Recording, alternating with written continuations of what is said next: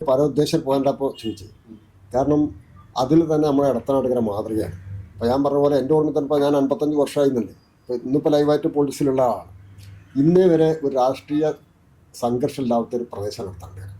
ഇപ്പോൾ ഇലക്ഷൻ കാലത്തൊക്കെ അങ്ങോട്ടും ഇങ്ങോട്ടും മുദ്രാവാക്യം വിളിക്കുന്ന ജാഥയ്ക്ക് നടക്കുന്നല്ലാതെ ഒരു കൊലപാതകമോ ഒരു രാഷ്ട്രീയപരമായിട്ടുള്ള സംഘർഷങ്ങളോ ഒന്നും ഇന്നേ വരെ, ഇപ്പോൾ എൻ്റെ ഓർമ്മ വെച്ച് ഒരു 69 അവിടെ നിന്ന് കിട്ടപ്പോൾ എൻ്റെ ഓർമ്മ വെച്ചുള്ള പറയാം, അവിടെ നിന്ന് കിട്ടി ഇന്നേ വരെ ഉണ്ടായിട്ടില്ല. അതാണ് വലിയ രസം. ഇപ്പോൾ പഴയകാലത്ത് ഇപ്പോൾ സഖാവ് വാസുനായരുണ്ടായിരുന്നു, രാമൻ നായർ, അതുപോലെ CP ഉണ്ണിമാഷ് സാക്കളൊക്കെ ഉണ്ട്. അപ്പോൾ ഞങ്ങളൊക്കെ പ്രായത്തിൽ ഞാൻ അംശപ്പം ഞങ്ങളൊക്കെ ചെറിയ ആൾക്കാരാണ്, ബഷീർ ഞങ്ങളൊക്കെ ഇതാണ്. എങ്കിലും അവരുമായിട്ടൊക്കെ നമ്മൾ വളരെ നന്നായിട്ട് മിങ്കിൾ ചെയ്ത് പോയിരുന്നു. അതുപോലെ അന്ന് PSPയുടെ സ്ഥാനപ്പല്ല, ആ പാർട്ടിപ്പല്ല, നമ്മൾ ENK മേനോൻ ഉണ്ടായിരുന്നു, ഒരു നല്ല മനുഷ്യൻ. അടുത്ത കാലത്ത് അദ്ദേഹം മരണപ്പെട്ടത്. Doctor ENK Menon, homeopathy doctor. മൂപ്പര് ആ കാലത്ത് ഞങ്ങളൊക്കെ ഒന്നിച്ച് രാത്രിയൊക്കെ ഇവിടെ ഇരിക്കും പോകും. അപ്പോൾ ഞാൻ അംസപ്പ അതുപോലെ ബഷീറെ കുഞ്ഞുമക്കാനോടെയൊക്കെ ഞങ്ങൾ അന്നിങ്ങനെ ആർക്കും ഓഫീസും കാര്യങ്ങളൊന്നുമില്ല. രാഷ്ട്രീയം വേറെ എന്തൊക്കെയാണ് ശരി, പൊതു കാര്യത്തിൽ അന്നും തന്നെ നമ്മളെല്ലാവരും യോജിച്ചു.